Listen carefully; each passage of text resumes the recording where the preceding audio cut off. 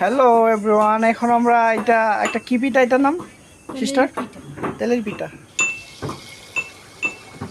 এটা পোয়া পিঠা বলে থাকে অনেকে, আবার অনেকে তেলের পিঠা বলে থাকে। তো আমরা অনেকদিন পর রমজান মাস, তো খালতো ভাই আইছে, তো আমরা পিঠা বানাইতেছি, আপনারা দেখবেন।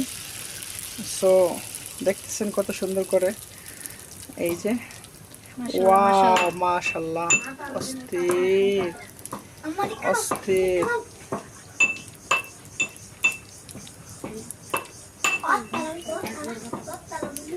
তো আমরা এখানে একটা অলরেডি বানিয়ে ফেলছি, এই যে অলরেডি একটা বানিয়েছি।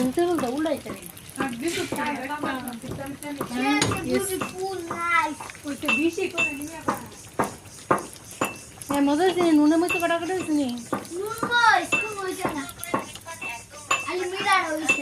নুন